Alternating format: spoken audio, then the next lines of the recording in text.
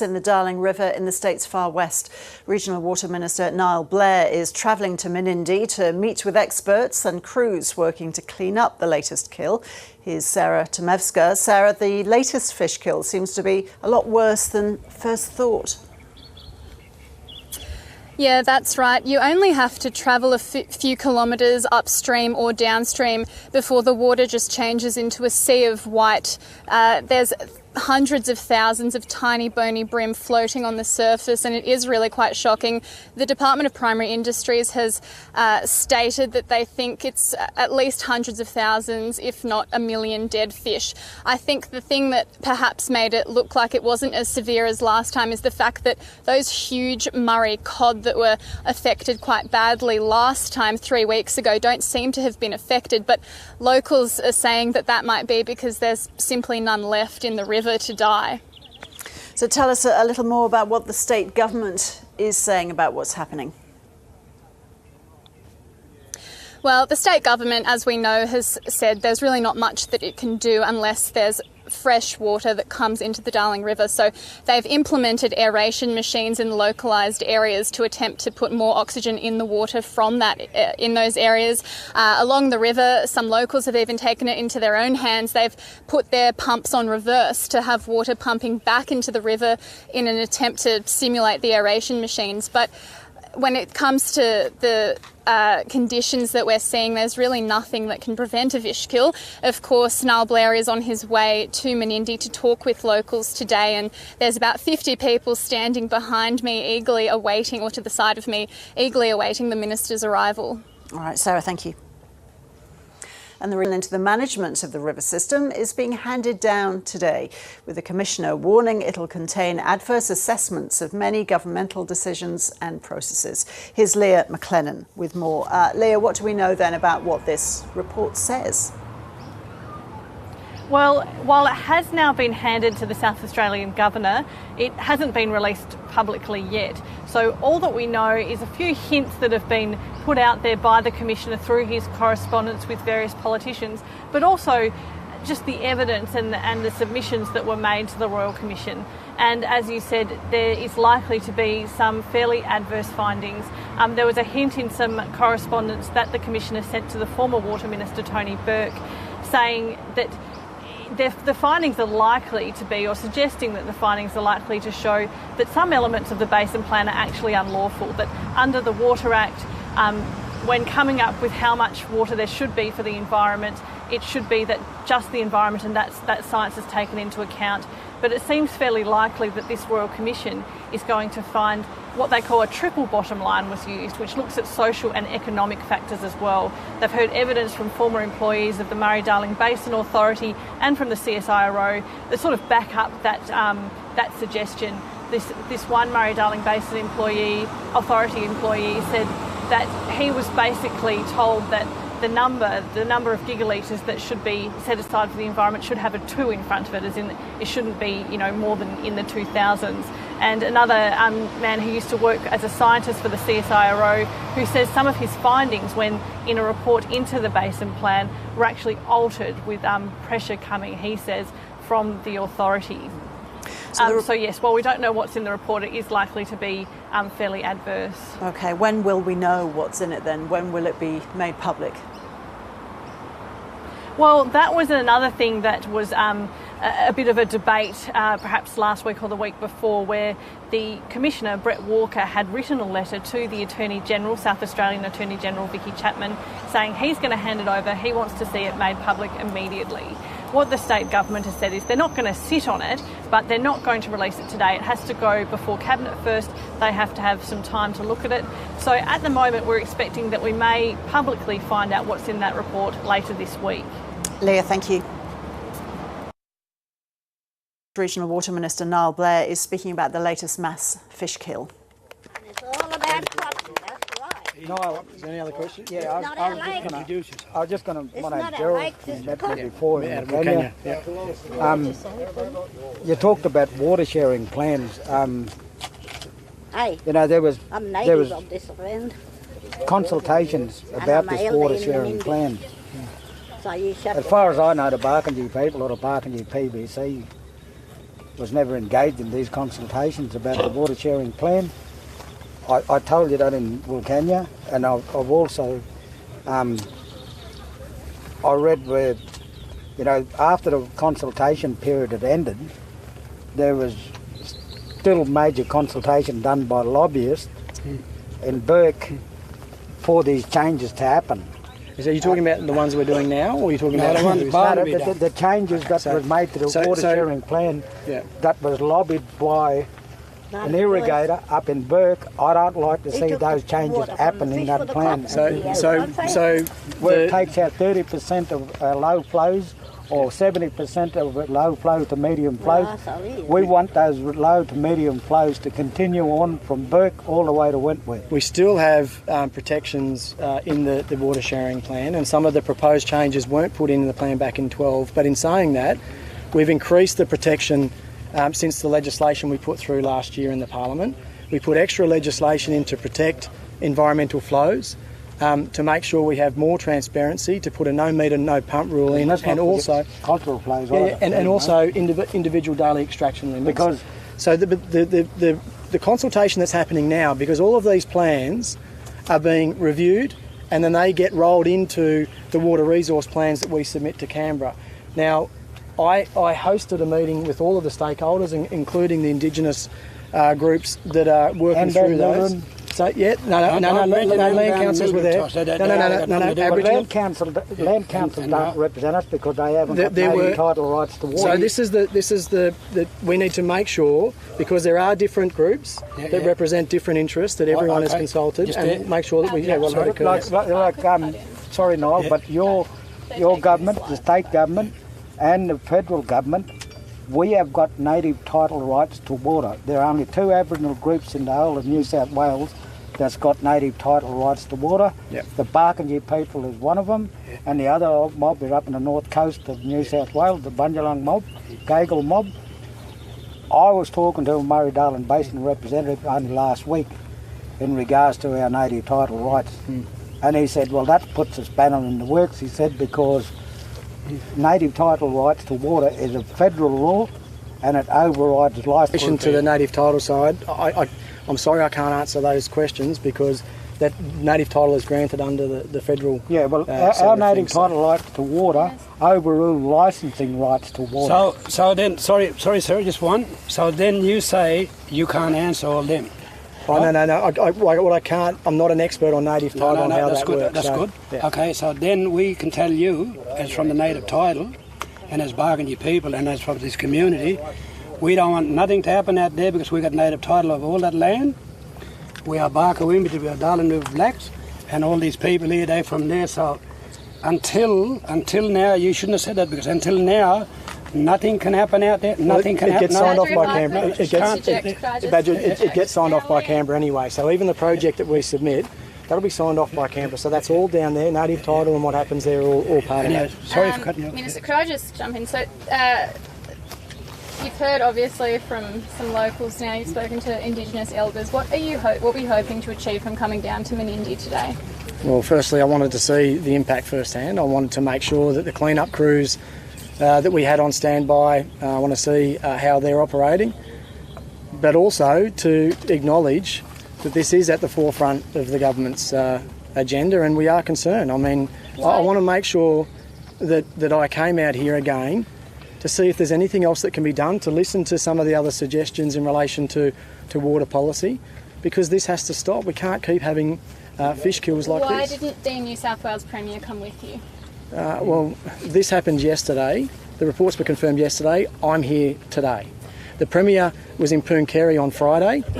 I'm here today. Now, others that may come out... She was in Wentworth. Yeah, Wentworth Shire. Yeah, she was in Wentworth Shire and she travelled up to Pooncarie. There are reports, obviously, that this fish kill is actually worse in scale than the one we saw 3 weeks ago. What have you been told from the DPI? Well, that's one of the reasons I'm here on the ground, to get that briefing firsthand and also to see what's happening on the river. But we certainly know that it is a significant event. We're also getting reports of another one on the Murrumbidgee as well. It's also worth bringing up the South Australian Royal Commission into the Murray-Darling Basin. The report was released today, and it appears likely the Commission will find the Basin Plan has been formulated unlawfully. If that's the case, will New South Wales support it being reworked? Look, the report hasn't been released. It's been given to the South Australian Government, and we'll wait and see what's actually in it. I know there's plenty of media speculation. I've heard some of that, but people have gone so far as to say it's systemic corruption.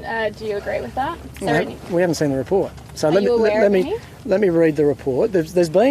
There were some concerns raised in New South Wales, and that's why we commissioned the Matthews inquiry, and that has then led to the setting up of an independent water regulator in New South Wales and changes to legislation. So we've looked at some of those issues that were reported in New South Wales, and we've acted and we've submitted those changes to the Murray-Darling Basin Authority and the other states, including the South Australian Government when it was a Labor government, and that's what we acted upon.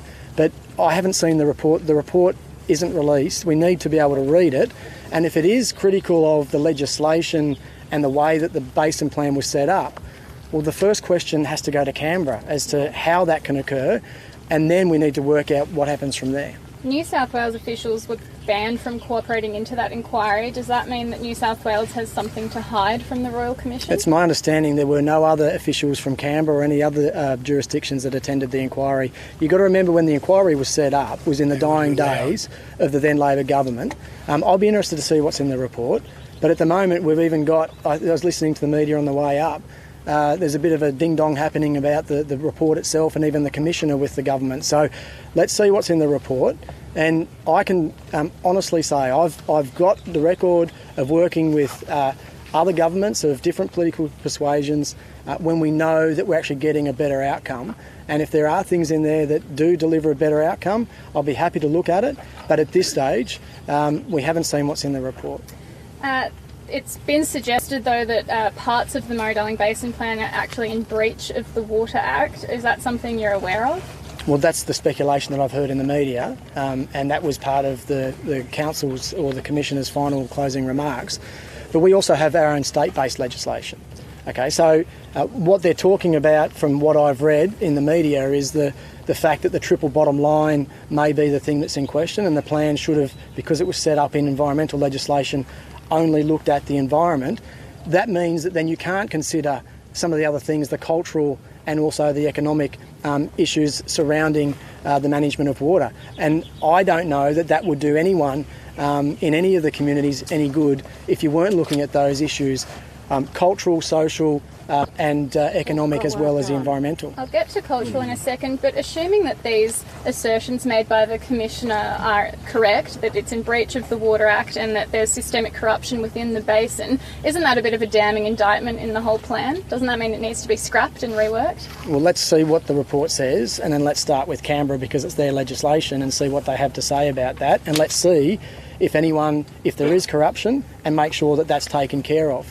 In New South Wales, we've been participating under the parameters. We have our own Water Act. We've seen issues that have been reported in New South Wales over the last 2 years in relation to water management.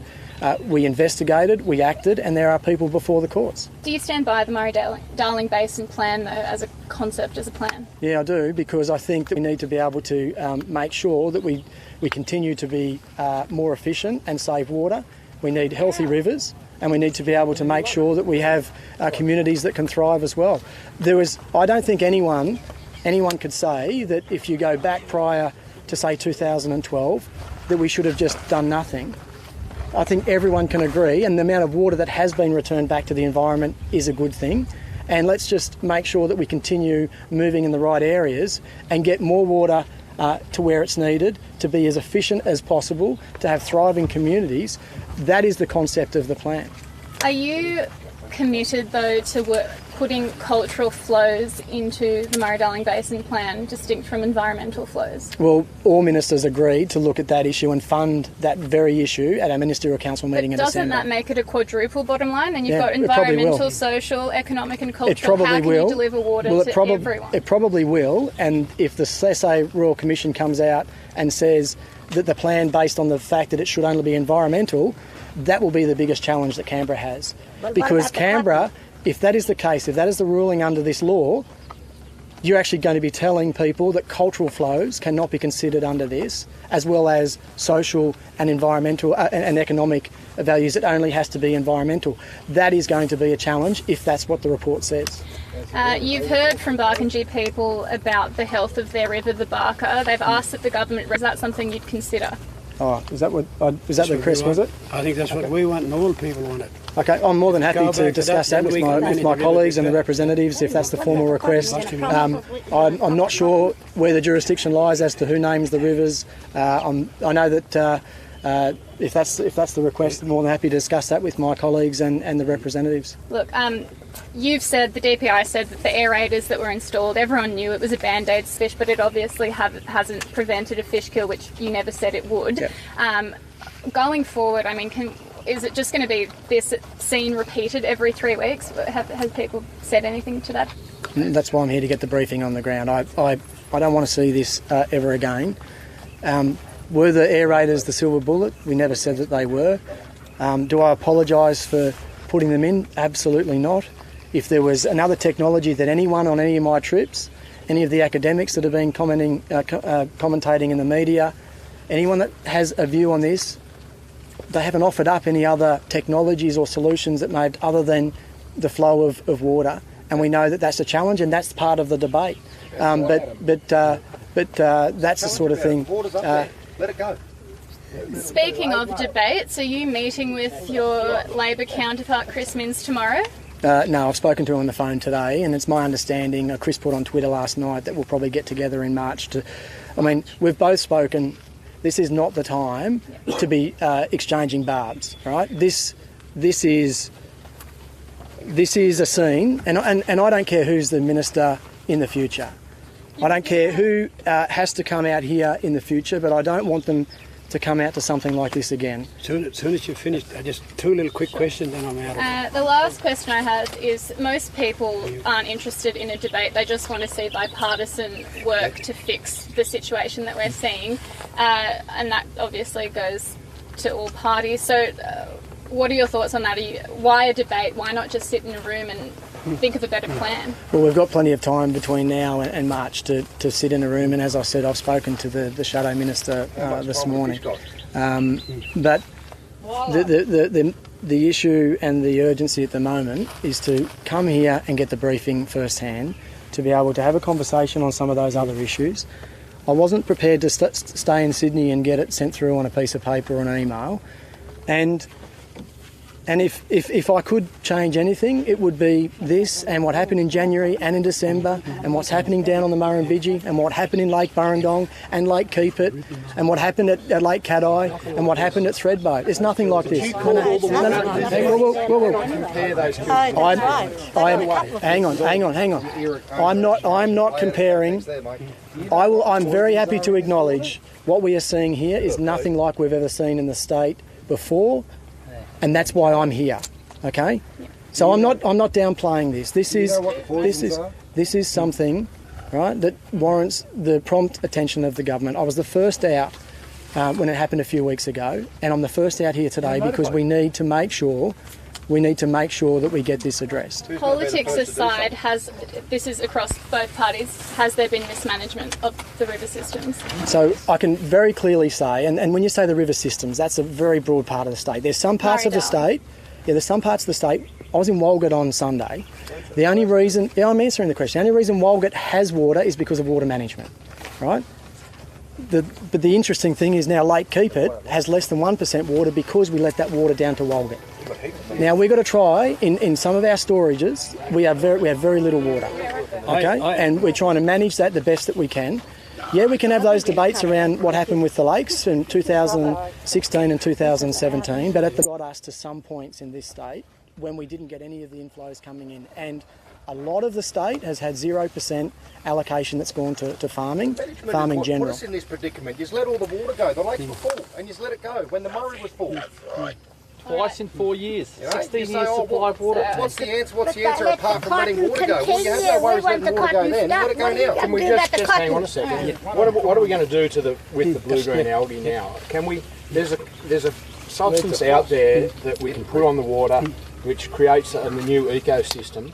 and it costs a couple of $100,000 to put on this stretch of water. Why can't we try that? We've tried aerators. I'm happy to look it's at. diatoms. Okay. It's environmentally friendly. It's a silica-based product that we tip on.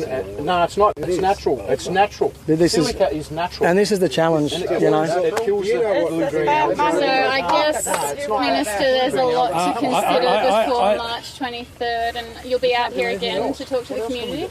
Yeah. Even if there's not another fish kill? Yeah. We've committed to coming back and Did you receive any help. threats to your safety coming out here this time? No.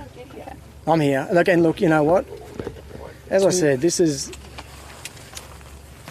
I could get a million emails, and it doesn't do what you see firsthand the justice. Okay, and I'm happy to have the debates, and I'm happy, the fact that I'm the minister of today. There's been many decisions over the years, but we need to, this community deserves the fact that I've turned up to listen to the concerns, the feedback, the criticisms, and that's what I'm here to do today. Well, we're lucky to have him. He's sick. We're lucky to have him. Yeah, absolutely. And this is what he's got to put up, breathe in, or Yeah. He's got medical problems. And it's not fair on him. And that's What about our kangaroos and emus? That's why I'm here to see this firsthand. People from the cities of Adelaide and Melbourne. Two questions I got to ask Neil, because I'm getting blacker standing in the sun, so I want to get out of it. Two questions I got. You said that you're letting water from Lake Keeper. That's right? Yeah. Tell me where Weewo is from Walgett. From Walgett? Yeah. It's upstream. Upstream, not far. Yeah. Those cotton people, they got water there. They haven't been accessing... They got... hang on. A feed from a boisterous media conference there. New South Wales Regional Water Minister Niall Blair speaking to reporters and locals at Menindee about the latest mass fish kill. He's there, he says, to meet experts and crews working to clean up the latest kill and to find ways, he says, to stop it happening again. This visit comes on the day the South Australian Government has received a report from a 12-month Royal Commission into the Murray-Darling Basin, prompted by reports of water mismanagement. That report has been handed to the South Australian Governor, and it's going to be expected to be made public later in the week. That is the latest from Menindee in the far west of New South Wales.